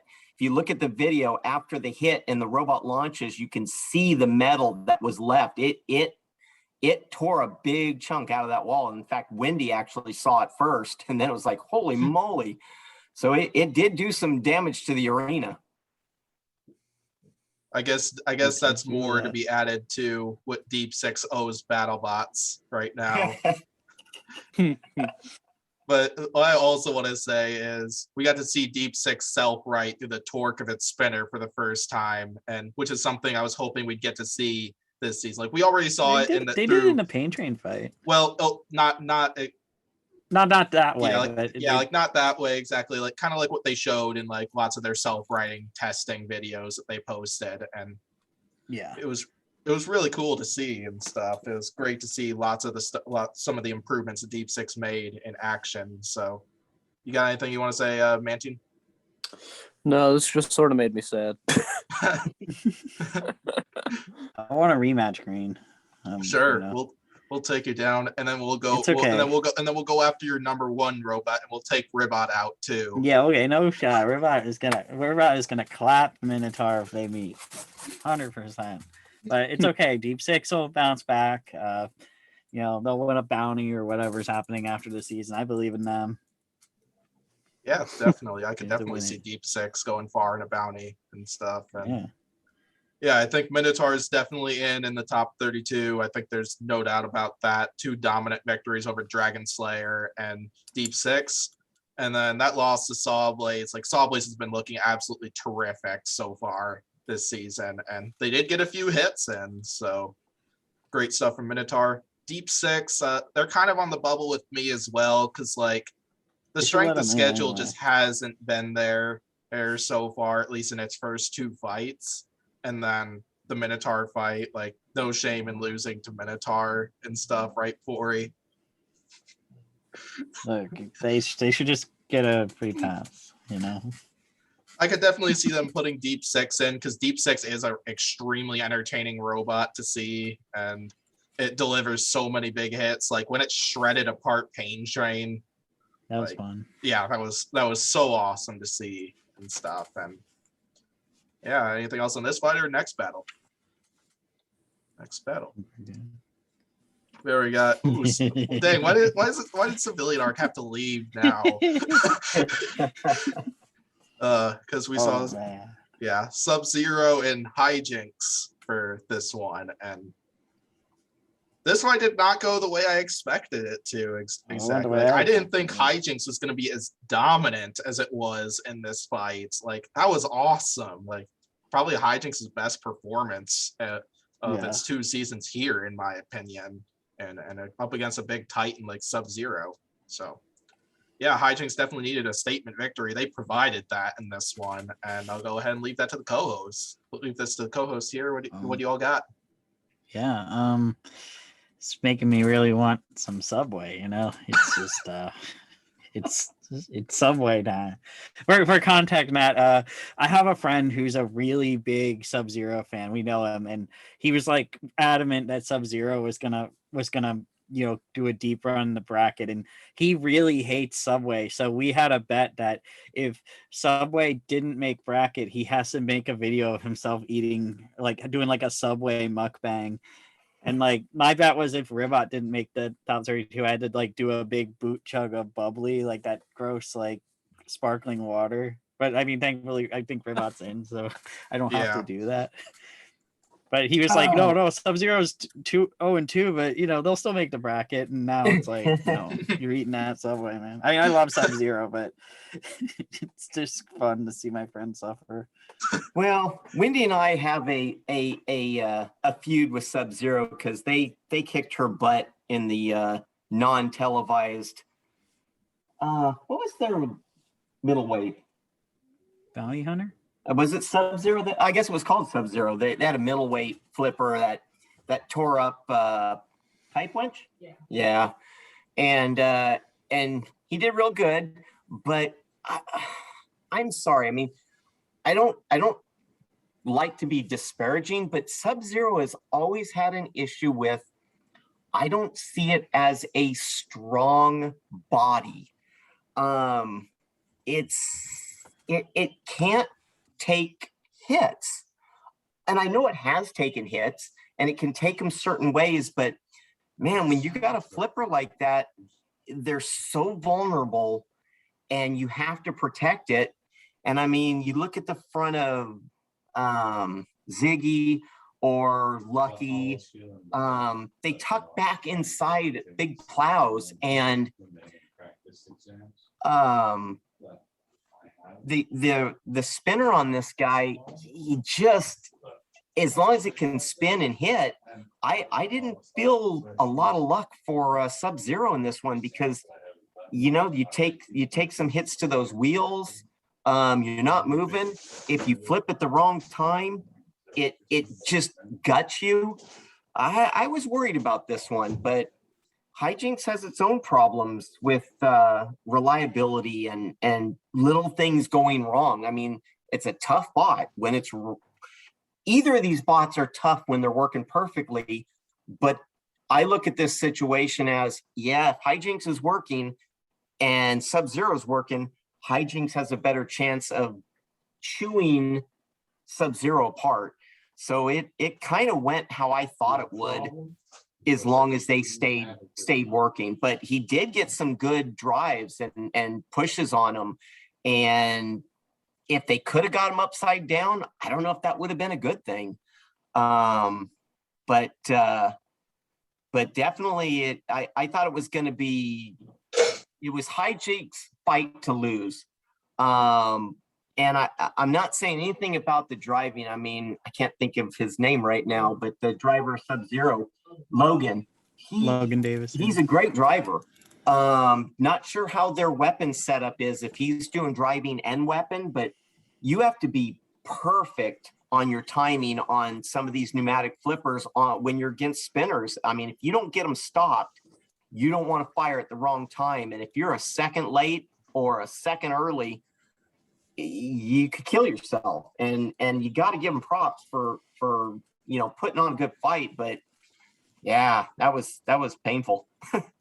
Yeah, that's definitely, a lot of that's definitely how I felt about the Bloodsport fight, because there were a few times where he was a couple seconds early with the flipper and a couple seconds late with the flipper, and it definitely costed them some flipping opportunities there. And in a way that kind of applied a little bit, because I felt when he fired the flipper early once, that was what got the flipper stuck in that fight, and what was kind of like the end of Sub-Zero in that one. But I give Orion Beach so much credit with his driving in this one. Like there were a few times where I felt he could have started spinning up in that one moment where the blade was down, but there was a few times where he was the tail, like not really to get underneath Sub-Zero, just to keep him away. just to keep Sub-Zero away long enough to get the spinner up to full speed, and it worked so well. Yeah. Perfect. Yeah, Spin and Mantine. You two got anything? So this was a very fun fight. I really liked it, but I'm just really sad in how Sub-Zero performed. Like, it's a really good bot, but like they just couldn't take the hits as well. And near the middle, they started to get control. They got like they pushed around hijinks. They push it towards like the alleyway and the shelf, cornered them. But at that point, the flipper was just too damaged. It broke. They were able to control and kind of like just push them around. But once hijinks got free and spun up, it was just over for Sub-Zero. Like they just could not combat it anymore without that flipper and without any strong wedges. It's just, I like both bots. I'm set to see Sub-Zero go 0-3 after the spectacular season last season. But I'm so happy to see hijinks do well. Like, that is such a fun looking bot. I love its design, and Orion Beach, as mentioned, is just really great. You know? Yeah. I'm happy to see hijinks go 2-1 and probably make bracket. But I'm also really sad to see Sub-Zero just lose this hard. Got anything you want to say, Mantine?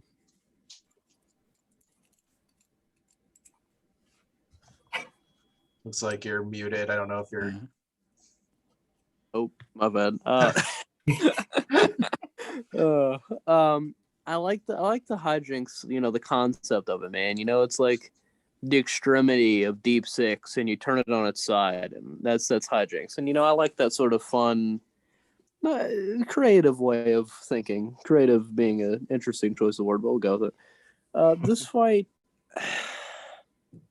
I feel like when I was making my picks and I picked hijinks, I was like, you know, design-wise, Sub-Zero should have it, but it just can't take a hit, and it's just not as reliable as it needs to be. You know, it like in every fight, it seems like it's either they dominate it or just one little thing goes wrong, and then that's the whole fight for them. You know, and I sort of this season they've been having a little bit of troubles. And they definitely came to fruition here. Some very good driving by hijinks. Used the tail to play a little keep away. That was pretty cool to see. And hijinks could do good things if it gets a good draw in the bracket. Yeah, definitely. I'm still concerned about their ability to drive upside down, as that was definitely a concern, like both in the Mammoth and the Kraken fight, and could possibly be a concern in a future fight.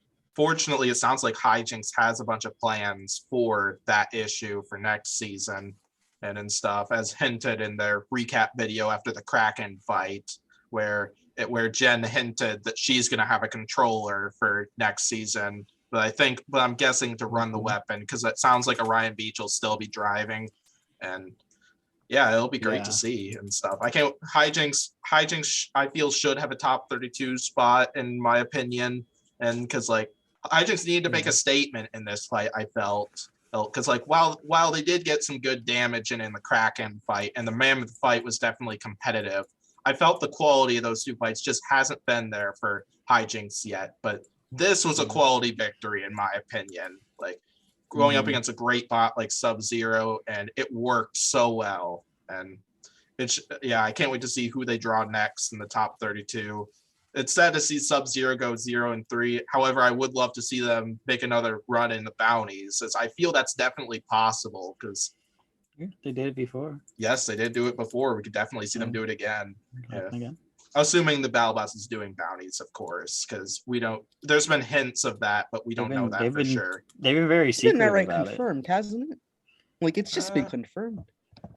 I don't know for sure. But yeah, let's go I think ahead. It's just like a poorly kept secret, pretty much. Like it's just like Basically. like we know it's happening, but like they haven't outright confirmed it officially. All right, so we're gonna go ahead and get on to the YouTube exclusive fight next, and then we'll get to the main event following that.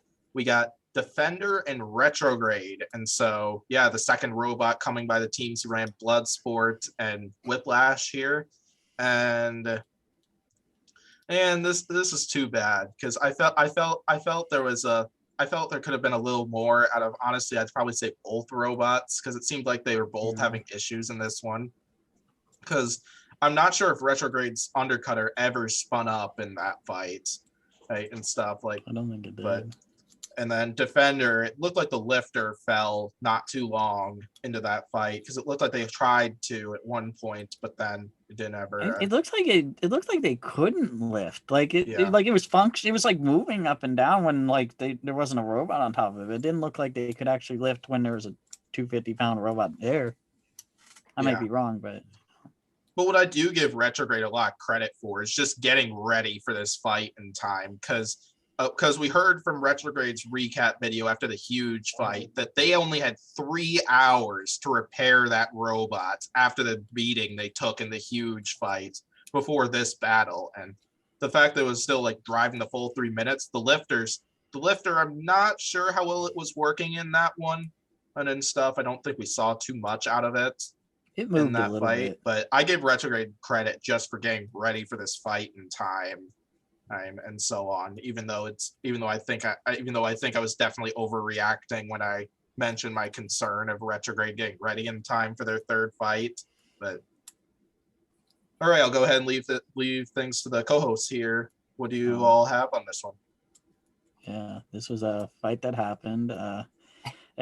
Defender was pretty well driven in this, at least. It just seemed like neither of them like really had the ability to get like a good lift in, and it didn't seem like Retrograde's weapon worked. And and it's kind of a shame, because I'm genuinely worried about if Retrograde is going to get a second season after the performance here. I feel mean saying that, but like, because like the flamethrower that they hyped up didn't work. The spinner, well, it worked in the first fight, but it just I'm hoping that they bounce back and like have like a good like showing in like the bounties or something. But yeah, Defender is definitely well driven, although they definitely got to take a look at like how to like lift a little better, because if they could like do some suplexes with that design, that'd be freaking awesome. Like I would be so happy to see that. But yeah, I mean, this fight happened.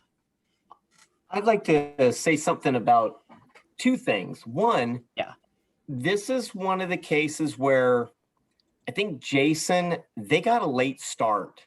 They had some build issues. I talked to Jeff probably almost more than any other builder that's out of my area. I mean, I talk to Ray once in a while, but I talked to Jeff a couple times, 3-4 times between seasons, and they were really I knew they were working on something. They wouldn't even tell me, and I was like, "Come on, Jeff, I'm not gonna spill the beans." But I think one of the reasons he was talking to me is they used a couple of the gearheads we use in there, but I think they ran into some build issues that they didn't expect. So that robot was just getting finished, and a control bot like that, I don't think Jason really had a lot of time to drive it, even though he drives a similar one in the small weight classes, I think. They definitely had some issues. Bugs they had to get worked out of that thing. And I hope he comes back. There was talk like they would and they wouldn't, but he's I love the control bots. I want more control bots.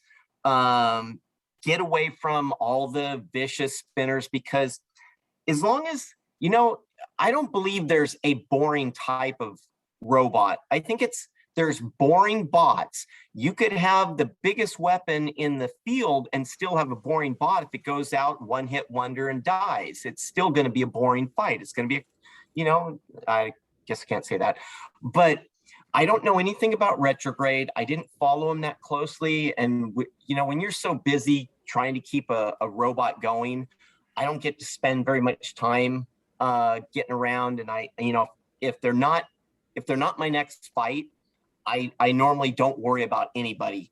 The only people I worry about is my next fight. But this honestly, I can't even remember this fight that well, but I know they had some issues, and I hope they get them worked out. But because it's definitely a design that should be able to suplex better than just about any of them. It's got good geometry for that. He's got to be able to take horizontals on and still be able to use the control. And I don't think he could yet. So it is what it is. I love those guys. Those guys are always fun matches, because they're gonna drive the heck out of whatever they're driving as long as it's running.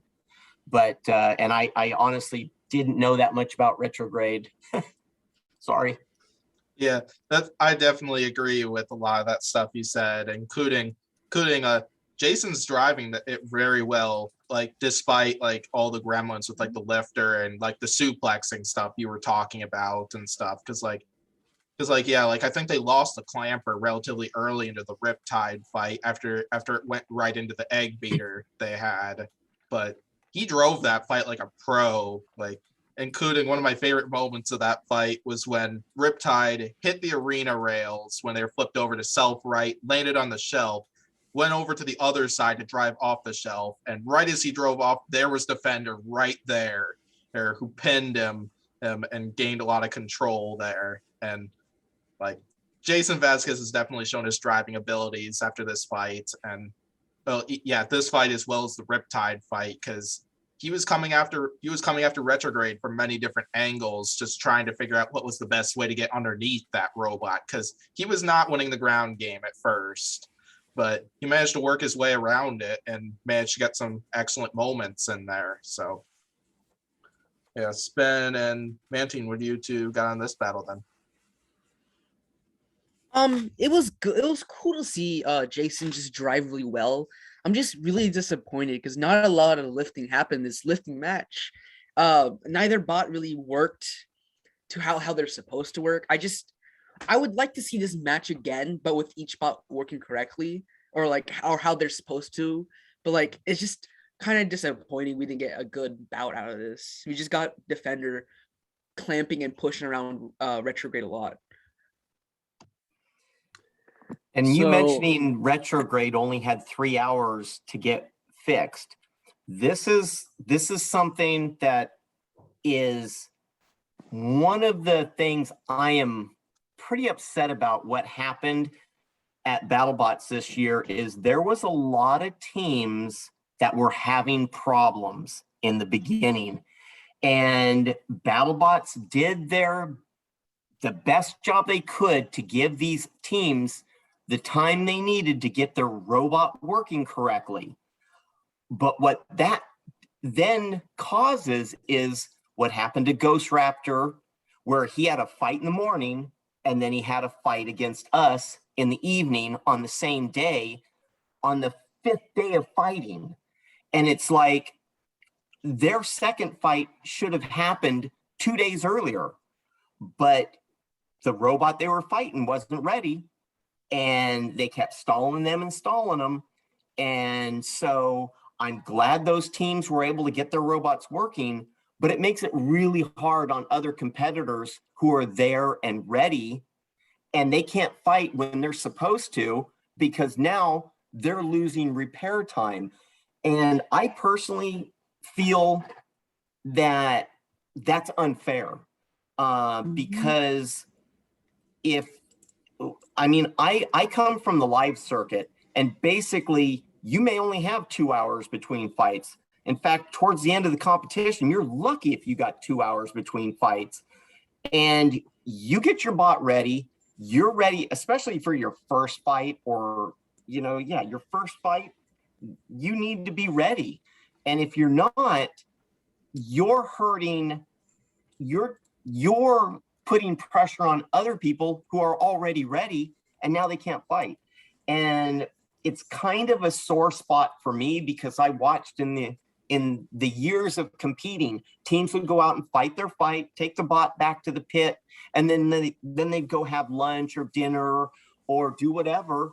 And then they'd come back and fix their bot and now they're late for their fight. And that always was a sore spot with me. It's like, you get out of the arena, you have someone go get you food, you fix your robot, you get ready to be back in the arena. And then if you're done, then you can go do whatever and have fun and chat with your friends. And I know that didn't happen in a lot of cases here at Battlebots, but there was at least 3 occasions where fights were held up that should have happened in the 2nd or 3rd or 4th day that didn't happen, and they should have. And that's kind of, I understand new teams, there's a lot of pressure. There's a lot of things that don't go right. But you know what? If you're not ready, Biohazard, the king of giant nuts back in the Comedy Central days, if your bot's not ready before the event, don't go to the event. Now, maybe I'm kind of a brat on this, but it frustrates me when people get put in these positions and it's not their fault. So it's just sorry about my rant, but Battlebots, I saw it a lot more than others.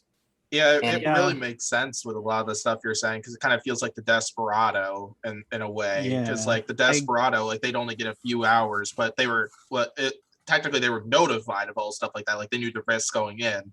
But then I commented on Robert Cowan's video after he talked about the Fusion fight. After learning that apparently that fight did get delayed after Fusion had speed controllers go off right before the fight began. And stuff, and apparently there were a lot of delays in his response back to that, and in the first week. And Pory, didn't we hear from one of our friends who attended it live? Apparently there was one robot that was really holding off the entire season. Which we asked him to tell us this at the end of the season, just to avoid spoilers. Oh, he told me what robot it is. I don't know if I can reveal that yet, because I think that's still kind of NDA-ish. But he did tell me who the robot was, and based on the story Matt's saying, I'm pretty sure he's referring to the same robot. But yeah, from what I heard, he told me that there was like a lot of delays, and like it caused like some interesting things with the scheduling from what I'm seeing, especially considering the next episode is the last episode of Fight Night, and there's like 30 bots that haven't had a fight too yet. So it's like interesting. Yeah, that's the other thing that I was gonna kind of mention in the next prediction podcast. Since there's one Fight Night episode left, and yet there's so many robots that have had 2 fights so far. And it's kind of crazy. So all right, I think we'll go ahead and move on to the main event, where we got where we know some of the co-hosts. This was their favorite fight, one of their favorite fights of the season so far. Baby. Oh yeah. Pory and Mantine give you celebrating, since I know Yeti's on their King of Draft fantasy teams. So plus it was just a baller fight. One thing I want to say, I am so devastated that Stinger lost to Tento in season 2, because I wanted Stinger versus Yeti so freaking bad. Like that would have been such a banger fight. Like, and I'm really upset that never happened. I love Greg. I mean, I've been a fan of Greg's. I met him when he was 14 years old, and he was fighting a little boring wedge bot in the desert, and found out he lived like 20 minutes away from me. And he fights a drum bot like I fight Sewer Snake, just balls out, balls to the wall, bounce off the wall, that was one fight that was one time someone said, hey, Yeti's in, so if you beat Mega Tento, you're fighting Yeti. And it's like, oh, that's a mixed blessing, man. That was a tough bot, and as much as I love Greg, I would have wanted to just bounce him off the arena, but I think I would have been the one bouncing off the arena. Would have been a fun fight. Yeah, but this was an awesome fight. I so wanted Greg to do good here. Sorry, Scorpius guys, but I wanted Yeti to come out and shine. Yeah, in which we saw a banger performance from both Zach and Greg and stuff. I thought this was excellent driving from honestly both teams on this one. Yeah. And Spin and Mantine, you two got anything you want to say about this one? No, Mantine's probably got something he's itching to say. Oh boy. Before I get into this fight, I do want to say, Matt Maxham, did you just say you wanted more control bots? You got to be the change you want to see, man. You're the control bot man. That's on you. They didn't give me a control bot to drive, man. I'm getting too old to work from 5 o'clock. When I was running 4 robots, Wendy and I were running 4 robots I literally get off work at 5 o'clock and I'd work till 2 or 3 o'clock in the morning almost every night, every weekend. Ooh. I can't do that anymore. And Yeah. I love doing it. I still love bots, as you can tell by I start talking bots and I'll talk your ear off, but I just don't have the drive I used to. And I mean, if someone wants to give me a control bot to drive, I'll do it. Ooh, I have a question for you, Matt. If you could pick one control bot to drive, who would the control bot be? Okay. Right. My first answer will always be Sewer Snake. Second one would be Stinger. Now, what other control bots out there? God, throw me some names because I'm drawing blanks right now. I'd count Whiplash, free Claw shipping. Viper, free shipping, Duck, God, Abrasions. Defender. Whiplash, I'd love to drive Whiplash in a fight. I'd love to play with that. In fact, I had a discussion with Matt one time about him using his weapon as a rear hammer saw, and he was fighting, who the heck was he fighting? Was he fighting Blaze? He was fighting somebody, and he did that, and it was like, finally. Yeah, Sawblaze. And Was it also, Sawblaze? I believe And he he did backed that a little into bit him with he did that a little bit with Hypothermia and Black Dragon, but those two were stuck. Okay. Yeah. Or about to get counted out. And But yeah, I mean, like their Whiplash is a control bot that's got a pretty good weapon when he can use it, the spinner when he can use it. I was never a big fan of Complete Control. I don't know. I should stay with the positive ones. Yeah, I mean, I say control bots. I'm almost thinking not just grab and lift and grapplers, but even like just ram bots, where just because you're a wedge doesn't mean it's going to be boring, and or even a bumper. But if you have a wedge or a bumper, you better be able to drive full speed with the other robot on top of you. That's what makes wedges boring, is if they get under you and just can't move. So that was one thing that I swore I'd never do. Is like, hey, if I'm going to be if I'm going to be a wedge, I'm not going to be boring. And hopefully we pulled that off. And we tried some different things with spikes. I wanted to do grappler. I wanted to do magnetic stuff. I just didn't have the wherewithal and the energy and the teammates to do it. But now I don't want a meta. I don't want, VD3 and the 1-pounders where every other bot is the same bot, but or now the D2 kits nowadays, or whatever they're called. I like seeing a variety of bots, but I want them to be competitive. And you can, well, I don't know if everybody can, but I look at a bot design and I can say, yeah, it's different, but it's not competitive. It's still a competition. So bring something different, but think it through. Make it, I mean, I know there's some really big Deep Six fans here, and Deep Six is cool, but it's kind of like Nightmare. It's kind of a one-trick pony, and one-trick ponies are easy to fight. All you got to do is make them turn. So if you're maneuverable, you can take advantage of bots that can't do other things. So that's just my thoughts, and I don't know. That's true. I like all different types of bots because I love seeing the engineering that goes into it, but still bring a competitive one. yeah, definitely. All right. Or at least just show up. That too. All right. Spin, I don't think we've heard from you on this fight yet. Oh Or yeah. Mantine. This is my favorite fight this season. For one, Yeti is like one of my favorite bots. As an Alaskan, I just love seeing this thing come out there and just be good. Like, I like seeing it be aggressive. I like the Yeti theme. I like how it just launched Scorpios about. I think Zach's said in like a post that when Yeti threw Scorpios at the driver's box, it like almost hit through the panel. That must have been so scary for one, and that's just so cool that like Yeti's doing that. Like start of the season after it's Mad Counter fight, I was so scared for Yeti. I was like, oh, is this a sign of bad things to come for Yeti? And then Pain Train fight, it was promising, but not very promising because Pain Train had a lot of struggles, mainly recovering from Deep Six. And then this fight was just so reassuring to me.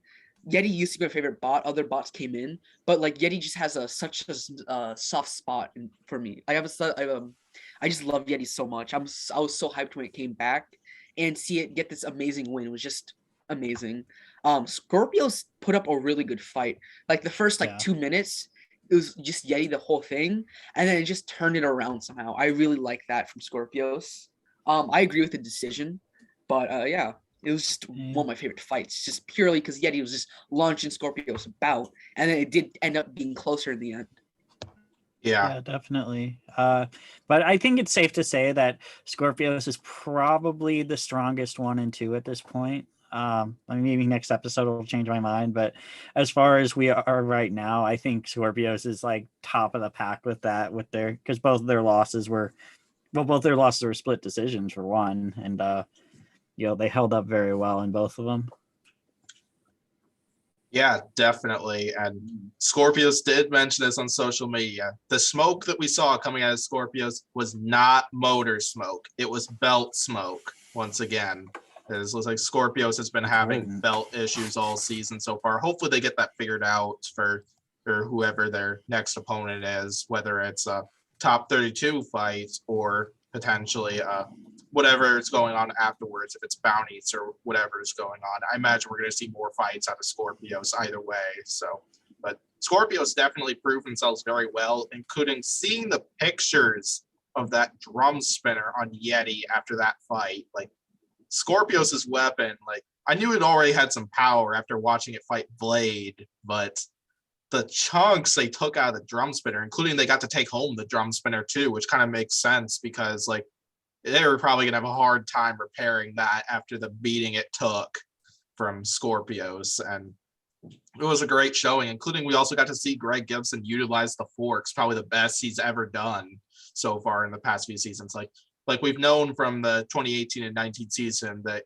Greg has tried to use the forks before, but it's either never worked out in his favor, and he's always seemed like highly against that stuff. I don't know if it's due to lots of the upgrading Christian Karlberg did, but he seemed to really work in the flow with those things, and it really worked out so well for Yeti. And definitely gotta be glad with how well Yeti performed in this, as well as Scorpios.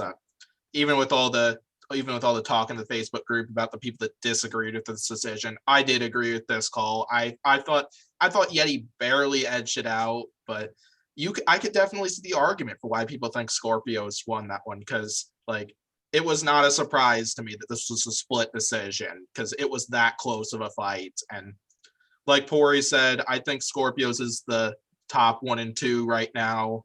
Because like the fact that they went toe-to-toe with Whiplash and Yeti and lost those in a split decision that were both really close. Like, I think Battlebots should put Scorpios into the top 32 and stuff. I don't know whether that's actually going to happen or not, because we'll see in the end of the next episode. But it's a great showing. Yeah, very good fight. Very active. Yes.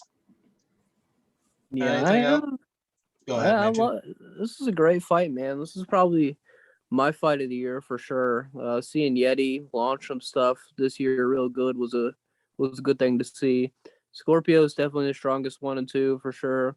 It's good to see that Yeti's probably going to be in the top 32 as well after this great fight. Seeing him utilize his forks was really cool. It's definitely his greatest success with forks that he's had in all the variations of Yeti. And it's good to see Yeti do well. You know, I really liked Yeti. I really like the whole smash, Yeti smash. Great to see that kind of driving, and I'm looking forward to more Yeti. Although I have one problem with what Yeti did in that fight, though this is so minor and stuff. Scorpios, I noticed Scorpios has a QR code on the bottom of their robot.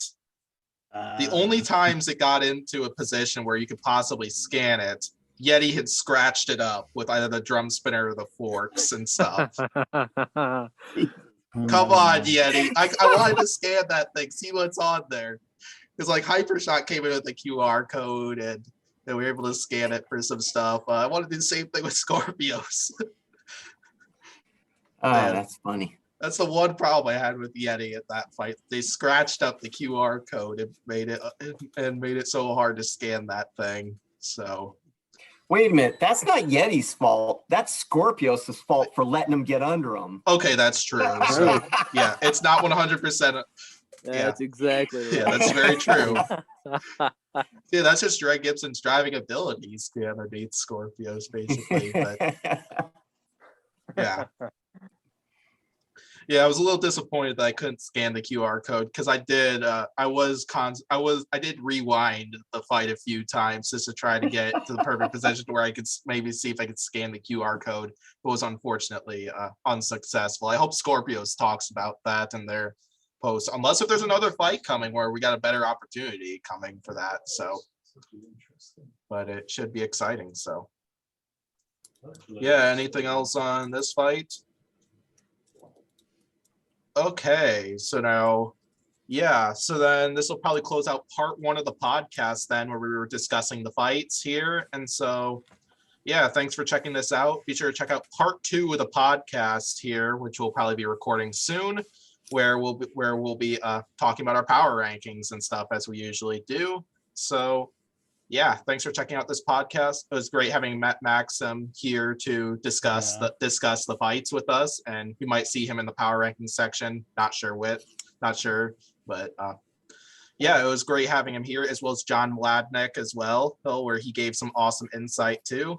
And yeah, thanks for checking this out. Hit the like and subscribe button. Every one of my co-hosts YouTube links and few them Instagram, including Gigabyte social media info, will be in the description of this podcast. So check it all out. Thanks for checking this out. I'll hopefully see you for part 2. Thanks for having me.